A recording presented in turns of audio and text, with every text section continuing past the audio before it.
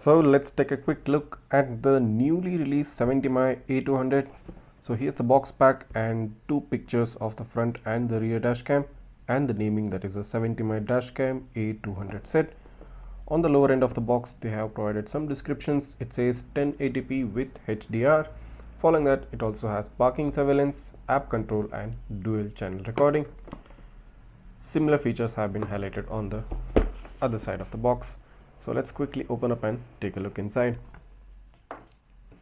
So you get this familiar box packing from 70mai.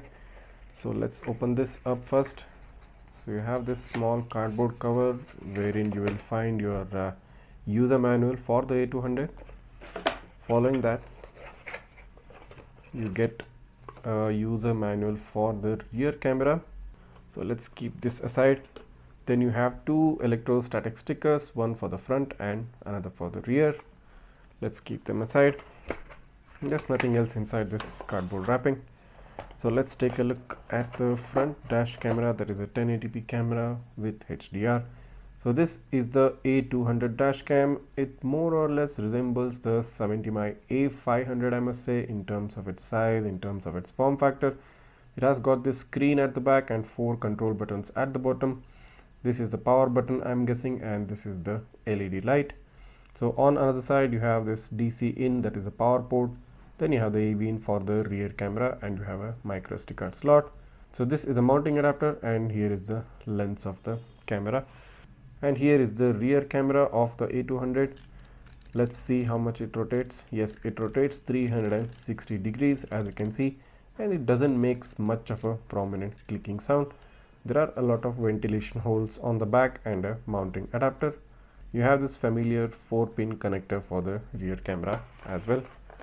So here is the rear camera connecting cable. As you can see, here is the 4-pin port and at the other end you have a micro USB port. So this is the rear cam connecting cable. Following that, you have the front camera cable with a type A connector at one end and a micro USB port at the other end. Now this connects to the front dash cam. Let's keep it here. Following that, you have a 70mai car charger with a single USB port. Following that, you have this mounting adapter, windshield mounting adapter with a 3M sticker tape on top. So taking out the camera is also pretty easy. Slide the camera upwards and it comes out. In order to install it, slide the camera downwards and it mounts in easily. So let's take out the mount and keep it here. So what else is inside the box? So this is the last item. So this is a wiring crowbar in order to help you in achieving a proper wiring for the dash camera. That's it. So these are the things inside the box. You have this rear camera connecting cable, you have this car charger, the front camera, the rear camera, the wiring crowbar and a front camera power cable along with the mounting adapter. So now let's take a look at some of the important features of this dash camera. So in the dual channel mode, the front camera has a resolution of 1920x1080 at 30 frames per second and it supports HDR. The rear camera has a resolution of 1920x1080p at 25 frames per second. If used in a single channel mode, the front camera will have a resolution of 1920x1080 but at 60 frames per second. The field of view of both front and the rear camera is 130 degrees. It has a 2-inch IPS display at the back. The image sensor used for the front camera is GC2093 and the image sensor for the rear is GC2053. Both the front and the rear camera have an f2.2 aperture. It has a 500 mAh inbuilt battery and it supports micro SD cards from a minimum of 16 GB up to 128 GB. It supports parking mode with additional hardware kit. It also supports time-lapse recording and it has the 70mai app support for both Android and iOS. So now let's take a look at the license plate readability of this camera. So as you can see, I've paused the video at a point where the vehicle in front of me is pretty close to my car, and if I just zoom in on the license plate, a very crystal clear read of the plate. All letters and numbers are clearly visible. Full HD cameras such as the A200 have a really good license plate read at a very close range. Taking the video forward so that I gain some distance with the vehicle in front, about a distance of 10 to 15 feet, and if I now zoom in on the license plate, it gets slightly blurred out due to the magnification factor, but still overall the letters are now still clearly visible and you can still make out the number plate. Coming to the nighttime footage and taking a look at the license plate at a very close range. So as you can see, actually the headlights of my car are hitting the license plates more or less directly, but still the A200 is able to capture the license plate and in good contrast and brightness levels. This goes to show that the A200 has some really good exposure compensation levels, because otherwise the license plate would have been completely whitewashed like in some of the other dash cameras. Moving further down into the video and taking a look at a distance of more than about 15 feet. Now as you can see, in spite of having the glare of my headlight, the letters and numbers of the plate are slightly visible. I mean, it's not completely whitewashed, even though with a bit of difficulty you can still make out the number plate, and this too indicates that the A200 has a really good night vision tech built inside it. Now taking a look at the rear camera and looking at the license plate at a very close range, you do see a mild level of noise and blurriness, but the overall plate is visible and you can make it out clearly. Now do note that this works at a very close range only. More than 15 feet, the rear camera probably won't be able to capture the number plate. Taking a look at the nighttime footage from the rear camera, so as you can see, the camera does capture a lot of glare, and if zoomed in at a distance of 15 feet, the license plate will be somewhat whitewashed. But here's the trick: if the vehicle moves in a bit closer to your vehicle, the camera compensation works well and it is able to compensate for the high glare of the headlights. And now if I zoom in on the license plate, so as you can see, the number plate is now clearly visible at a very close distance of 5 to 10 feet. Looking at the comparison of both the front and the rear camera side by side, on top you can see the front camera having a resolution of 1920 x 1080 with HDR. It has a 30 fps frame rate and it has a bit rate of about 10,700 kbps, and the file size is about 79 MB per minute. The rear camera has a similar resolution but with 25 frames per second. The bitrate and the file size is more or less similar since both cameras have the same resolution. So in comparison, the front camera does offer better contrast because it supports HDR, and the rear camera comparatively appears to have slightly higher exposure and brightness compared to the front dash camera. But the overall clarity in both cameras is simply amazing, and at this budget price, I think you're getting a more than enough good deal from both the front and the rear dash cameras of the A200. Comparing the nighttime footage from these cameras, as you can see, the front camera offers a very good video clarity and it has decent contrast, brightness and saturation levels, but the overall picture quality is really good from the front camera and a decent quality provided by the rear camera during nighttime. Okay, so first things first, when the dash camera is initially connected to its power source, you need to make sure that you open up the dash cam and you enter the setup of the dash camera and also format the SD card which you might have inserted into the dash cam. So once the dash cam is formatted and the system time and date are properly calibrated, then you can enter the 70mai app in your smartphone and get into the detailed settings of the dash cam. So as you can see, now it is currently stating that the format has been successful and now the camera is now live streaming on the display. So let's head into the settings section of the camera and enable the Wi-Fi hotspot. So let's enter the system settings, and within the system settings you have the Wi-Fi hotspot option. So click on that and click on the on button. So now the Wi-Fi has been activated. It is giving the hotspot name and the password also. So you need to enter this particular password within the app while entering into the settings. So let's keep this here right now and open up the 70mai app. So this is the 70mai app, and as soon as you open up, you are going to get this screen wherein you will have to click on the add device.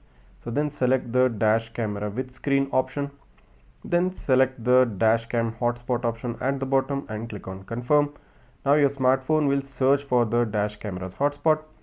So here you go, as you can see, the 70mai A200 hotspot is showing up on my smartphone's Wi-Fi settings. Click on that and it's going to ask me for a password, the password which is being displayed on the screen of the 70mai A200 dash cam.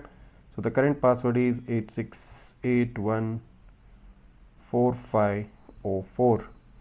So once you enter the correct password which is displayed on the screen, click on the connect button.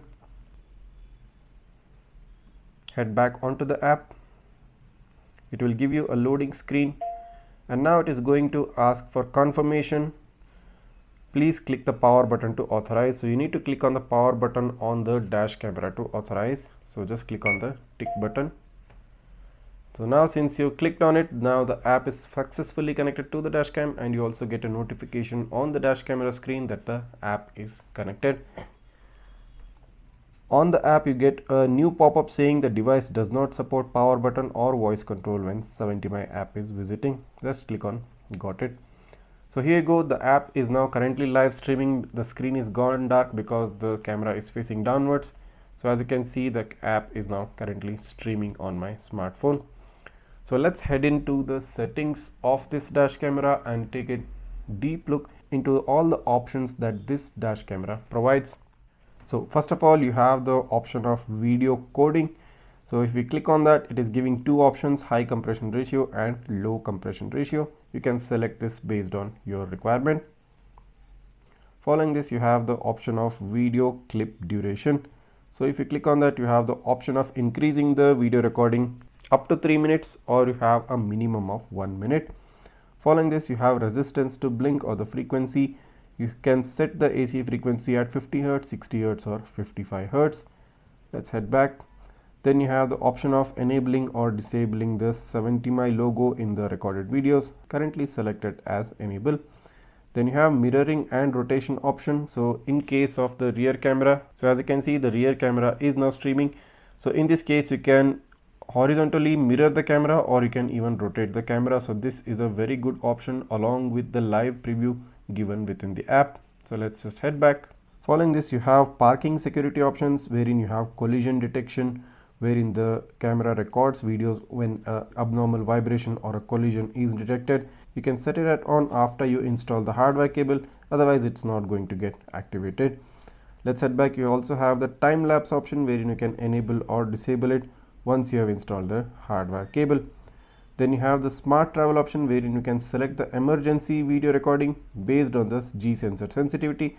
You have the high sensitivity, medium and low sensitivity options for emergency videos recording. So let's head back. So following this, you have the sound settings, wherein power on and off prompt tone, you can enable or disable that. You can alter the volume of the speaker to large, medium, low or completely turn it off. Then you have the key tone, you can enable or disable it. I'll currently disable it. Then you have the record audio, which is basically mic button. You can enable or disable the dash camera's mic. So let's head back. Following this, you have the language option. Screen standby option, you can set the screen be always turned on. You can set it at screensaver, or you can completely turn off the screen.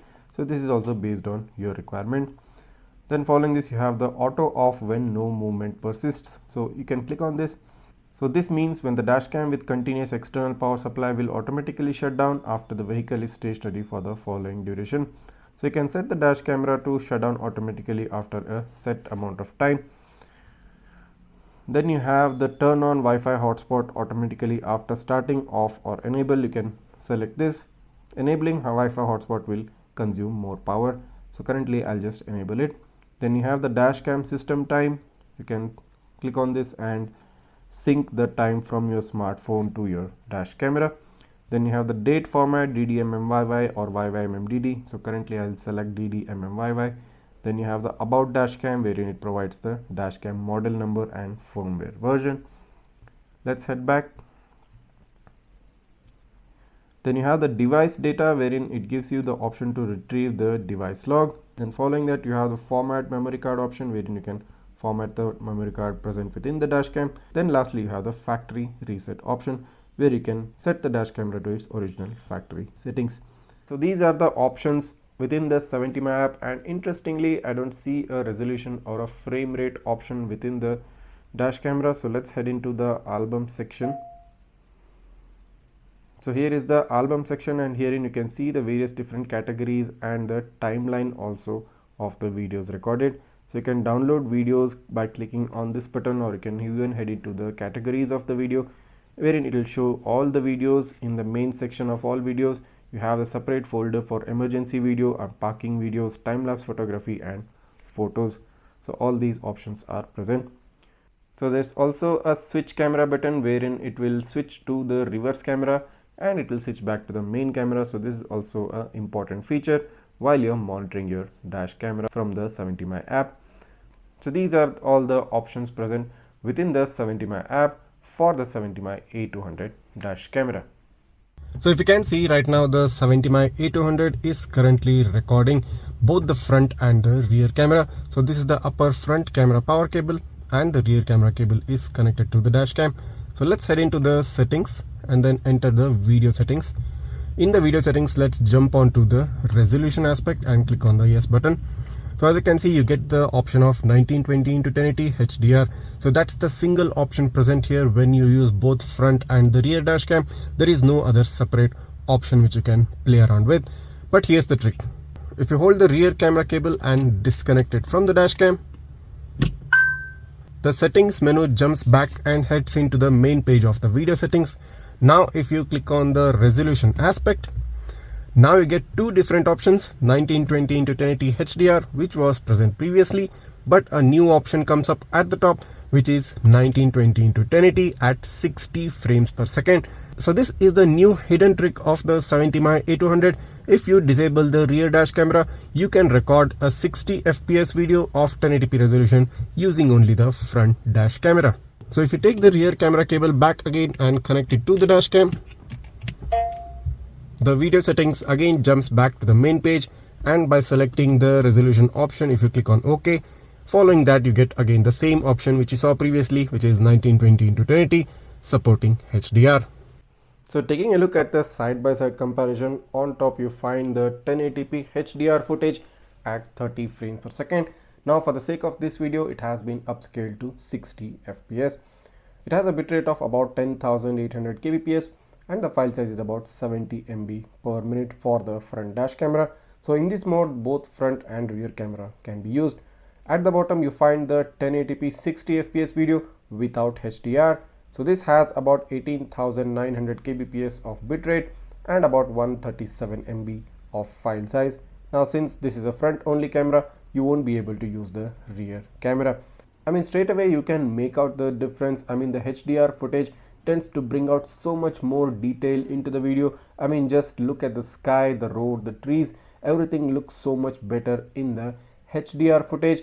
And in the non-HDR 60 fps footage, I mean, everything seems to be getting a hint of a white shade over it. So in terms of the video clarity comparison, I think the 30 fps HDR footage looks more natural and vivid compared to the 60 fps non-HDR footage. But the non-HDR footage has the advantage of having a higher frame rate, which is more useful in a fast moving traffic. So taking a look at the license plate readability of the 60 fps non-HDR footage, now a very crystal clear read of the license plate at a close range. You can even make out the IND lettering on the left corner of the plate. I mean, this camera gives an excellent performance at a close range. I mean, all 1080p cameras do. But what happens if you try to capture a license plate of a moving vehicle? That is where the 60 fps frame rate comes into play. Take a look at the white Fortuner on the right. So if I pause the video and zoom in, now I can make out the number plate in this, even though the number plate size is pretty small and even though the car was moving at a moderate speed. So this is where the 60 fps frame rate will work in your favor, because a 30 fps video will have half the frames of a 60 fps one, and in conditions where you're trying to catch the license plate of moving vehicles, it might tend to lose out some quality. So even though the footage in comparison might seem to be having a white tone to it, the overall usability of the 60 fps in terms of catching license plates is definitely better compared to a 30 fps one.